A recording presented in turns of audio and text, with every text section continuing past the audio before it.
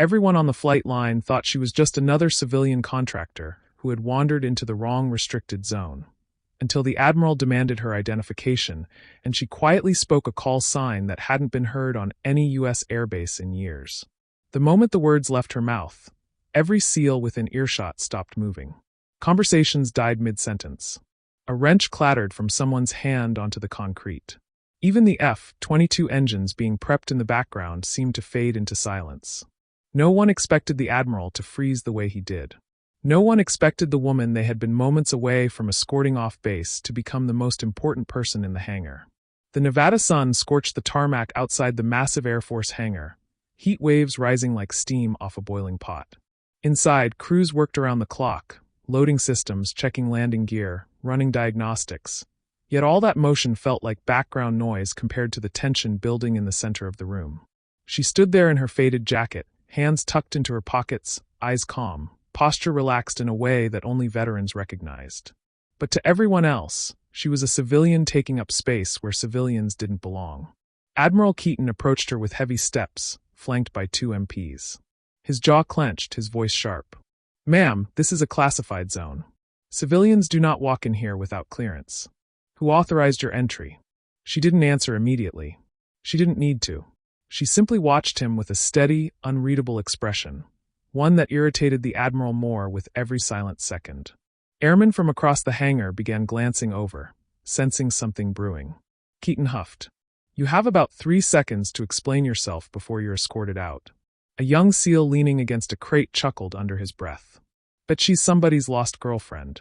Another added, "Or one of those wannabe pilot TikTok types." Laughter rippled softly. She finally exhaled and reached into her pocket. Not for an ID, not for a phone, but for a small, metal tag worn smooth around the edges. She didn't hand it over. She just held it loosely between 2 fingers. "Your name," the admiral snapped. She tilted her head slightly. "Names aren't what matter here." Keaton's nostrils flared. "Then give me something that does." And that's when she said it. A call sign. Quietly. Calmly. As if it were nothing more than a weather report. A call sign that had been removed from active rosters after a classified incident overseas. Valkyrie 3. For a heartbeat, the hangar kept moving. Then everything stopped. A toolbox slipped from an airman's hands. A mechanic turned slowly, eyes wide. 2 SEALs straightened as if hit with a current of electricity. The admiral's face drained of color. Because Valkyrie 3 wasn't a call sign people spoke casually. It belonged to the F-22 pilot credited with one of the most improbable survival maneuvers in modern aerial combat. A pilot who had diverted enemy aircraft, saved an entire ground convoy, and then vanished from service without explanation. Rumors claimed she died. Some said she defected. Others whispered she had been recruited into a program so classified that even admirals didn't ask questions. Keaton swallowed hard. "Repeat that." "I don't repeat myself for people threatening to remove me from bases I used to take off from," she replied evenly. Whispers erupted. "That can't be her. Valkyrie 3 was. She's supposed to be off-grid. She flew that rescue op in Helios Valley. No one else survived it." Keaton stepped back without realizing he had moved. His eyes scanned the metal tag in her hand, and recognition broke across his expression. "Where did you get that?" She finally placed it into his palm. His fingers trembled as he turned it over. On the back, barely visible under years of wear, was the engraving that only original pilots of the Ghost Wing Squadron carried. Everything in him seemed to collapse for a moment. I thought we lost you," he whispered. "You almost did." That was when a voice called from the far side of the hangar. "Admiral, we have a situation." The SEAL chief stopped mid-sentence the second he saw her. His eyes widened. And then, without thinking, he snapped to attention. Not a casual salute. Not a reflexive gesture. A salute of respect. Reverence. Recognition. One by one, SEALs across the hangar stood straighter. Airmen removed their caps. Technicians stepped back from their consoles. Even those who didn't understand what was happening felt the weight of the moment pressing down like gravity. Keaton cleared his throat, trying to recover his authority. "Why are you here?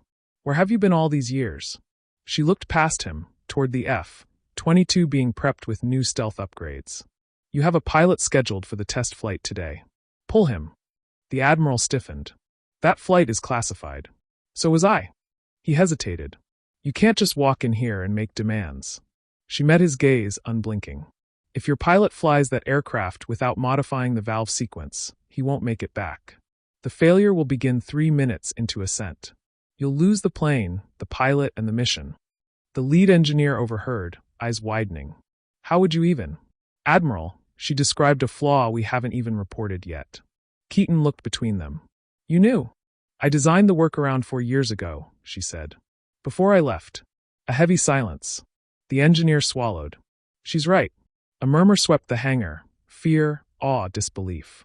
Keaton's voice softened, no longer condescending, no longer demanding. Valkyrie 3, what happened to you? Her jaw tightened. She didn't answer. But the SEAL chief did. Sir, she saved us. All of us. And she disappeared so the op could remain buried. If she's back, it's not by accident. She stepped forward, eyes locked on the admiral. You said I didn't belong here. That I didn't have clearance. Yet I know your systems better than anyone in this room. Keaton's throat bobbed. I made a mistake. You did, she said evenly. A dangerous one. You saw a woman in an old jacket and assumed she didn't fit your expectations. She paused, scanning the hangar. Every SEAL, every crew member, every officer now watching her with a reverence they hadn't felt in years. Next time, she said quietly, learn the difference between someone lost and someone returning. Keaton bowed his head, not a gesture of rank, but of apology. The SEAL chief spoke first. Ma'am, orders? She exhaled. Slow. Steady. Controlled. Prep the jet. I'll fly. The hangar erupted. Engineers scrambled, crews rushed into position, and SEALs formed a perimeter with disciplined precision.